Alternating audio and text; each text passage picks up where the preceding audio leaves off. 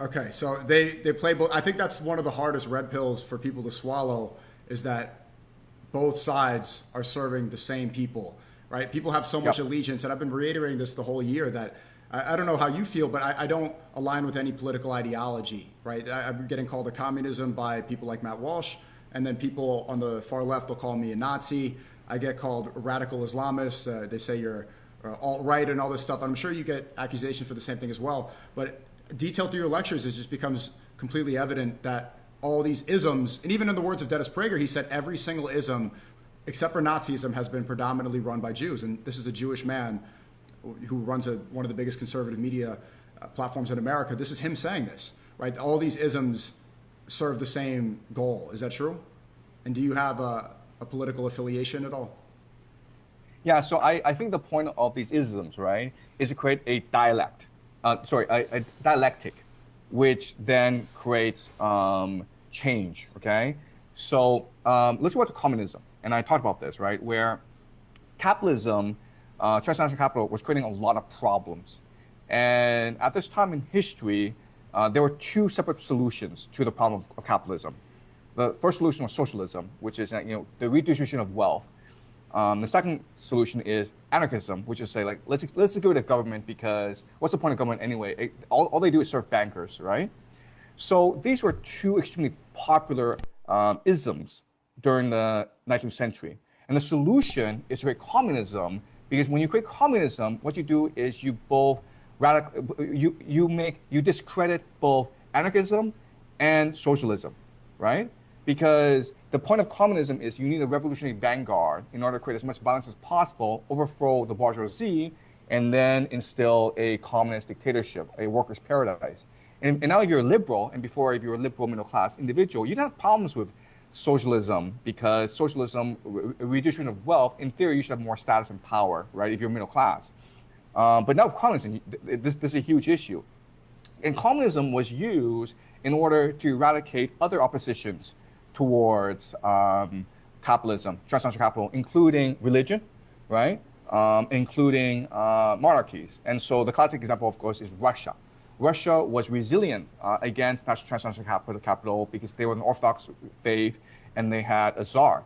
And so if you wanted to spread capitalism around the world, and Russia was, this virgin territory, it was very wealthy, then you need communism in order to overthrow the regime.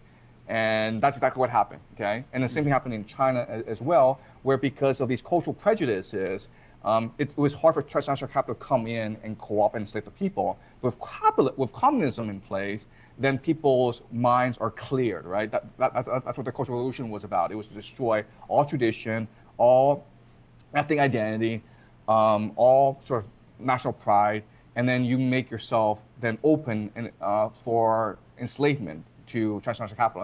And that's exactly what's happening in China. Okay, I mean, like I live in China. I'm feeling like this is a zombie civilization. They destroyed the civilization a long time ago. Everyone is utilitarian, like everyone's just money obsessed in this country. Right.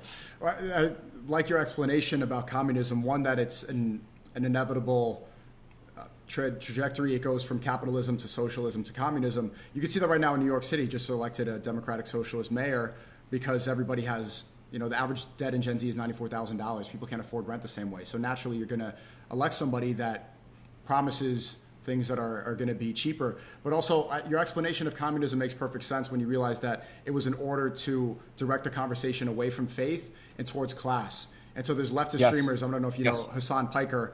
Someone like this, he hasn't really connected Epstein to Israel, even though it's blatantly obvious all over the files.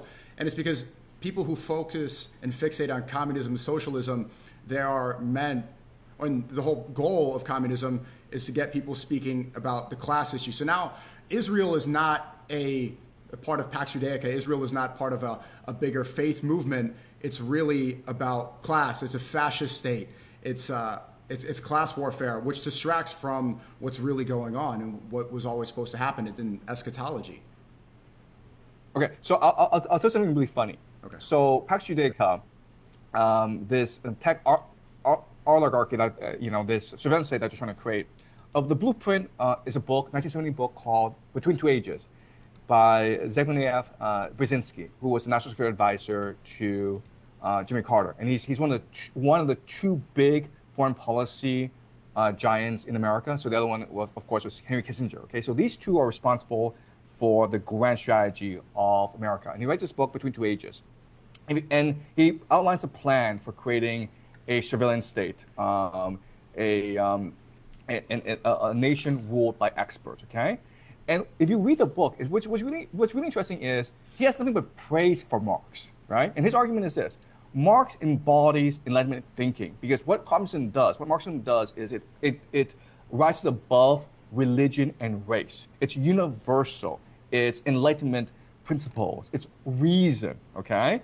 So in other words, what these people like Peter Thiel and Elon Musk are trying to create is techno-Marxism, right? Because what's Marxism? Marxism is a nation ruled by a bureaucratic elite that knows more than you do, right? And it's a command economy. Well, that's what the AI surveillance state is. So another word for AI surveillance state is techno-Marxism.